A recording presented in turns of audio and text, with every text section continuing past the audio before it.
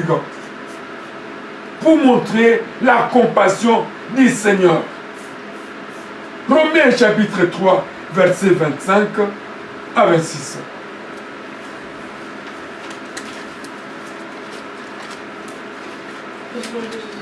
Amen. 3, 25 à 26. C'est lui que Dieu a destiné par son sang à être pour ceux qui croiraient victime propitiatoire afin de montrer sa justice, parce qu'il avait laissé impunis les péchés commis auparavant au temps de sa patience, afin, dis-je, de montrer sa justice dans le temps présent, de manière à être juste, tout en justifiant celui qui a la foi en Jésus. Parole du Seigneur. Amen. Que Dieu te bénisse. C'est lui que Dieu a destiné. Écoutez, nous voyons le mot destiné. Dieu a destiné. C'est-à-dire, ce que Dieu avait déjà préparé dans l'avance. Dieu avait destiné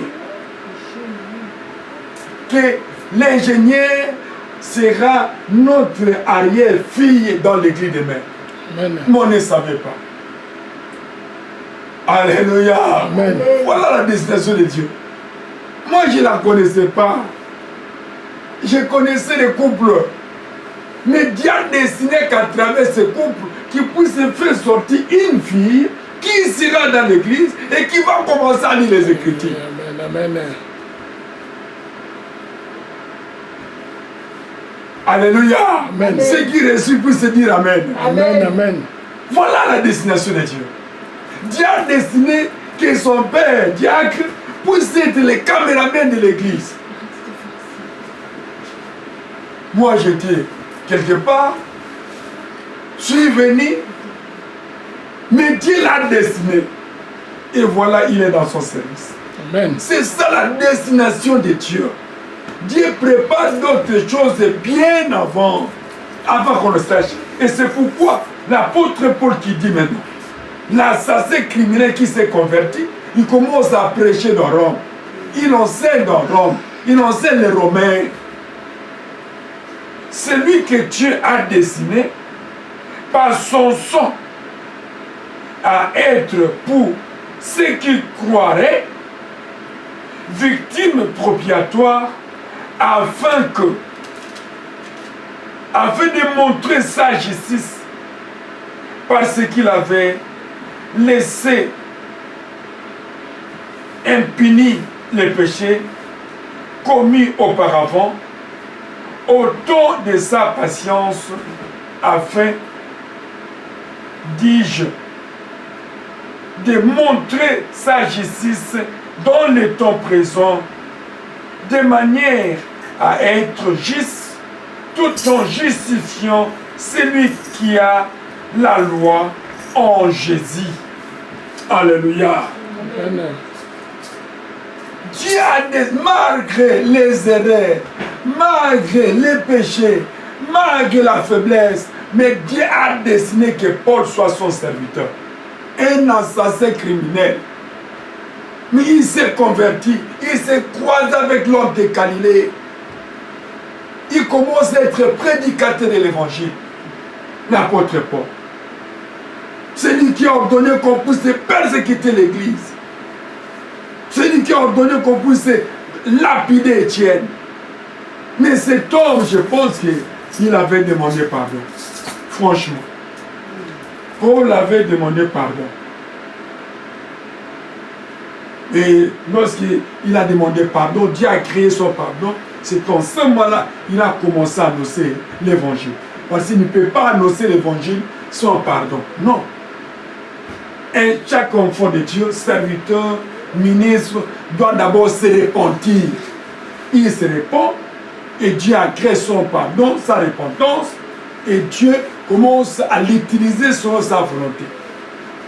L'apôtre Paul, je crois, avec assurance, qu'il avait demandé pardon. Il commence à démontrer comment est-ce que Dieu a abandonné ses péchés qu'il avait.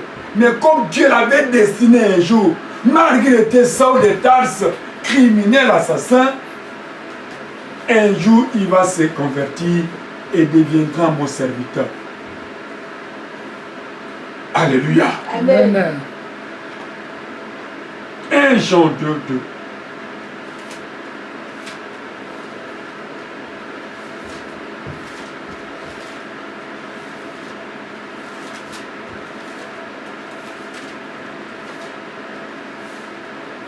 Jean chapitre 2, verset 2. Au nom de Jésus-Christ. Amen. Jean 2, verset 2. Et Jésus fut aussi invité aux noces. 1 Jean 2, 2.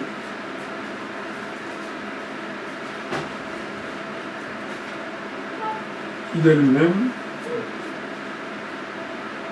1 Jean 2, 2. Du nom de Jésus-Christ. Amen. Jean 2, 2. Il est lui-même une victime expiatoire pour les péchés, non seulement pour les nôtres, mais aussi pour ceux du monde entier. Ah, merci beaucoup, qu'il te bénisse. Il est lui-même Christ, une victime expiatoire pour nos péchés, non seulement pour les nôtres, mais aussi pour ceux du monde entier. Christ est victime expiatoire. Il est venu enlever les péchés. Ce n'est pas seulement des nôtres. Ce n'est pas seulement pour les apôtres. Ce n'est pas seulement pour les juifs. Mais pour toute l'humanité. À quiconque croira. Que le monde sache que Christ est venu pour sauver le monde. Que personne ne vous trompe. Aucun prophète qui est venu sauver le monde. Sauf Jésus-Christ lui-même. Amen. C'est celui qui était venu ôter les péchés et nous donner la vie, nous communiquer sa sémence de la bonté, la sémence de Dieu en lui et connaître les chemins que nous allons un jour lorsque nous allons quitter ce monde. Nous sommes des passagers sur terre. Il est le seul expiatoire de nos péchés. Le sang précieux de Jésus-Christ a changé le siège de justice en siège de miséricorde. Il a changé par son sang. Il a sauvé l'humanité par son sang. Il a payé la dette que le monde avait. Les péchés qu'ils avaient, Dieu a récupéré. Christ a récupéré ça sur la croix pour donner à chacun la paix, la joie, à quiconque qui croit et qui l'accepte. Alléluia. Amen. Que le Seigneur vous bénisse. Amen.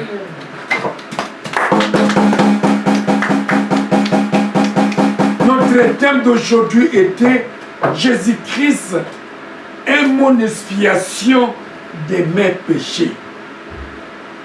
Jésus-Christ est mon expiation de mes péchés. Que Dieu vous bénisse et bénisse Papa Diacre. C'est bien que vous êtes venus en cascade comme un commandement. Amen. C'est ça un serviteur. Amen. Amen, amen. Amen. Ça c'est la première partie. La seconde, on verra prochainement le dimanche prochain. Et ça sera une bonne chose. Je sais que les transports vous faites défaut face à ces moments que nous traversons.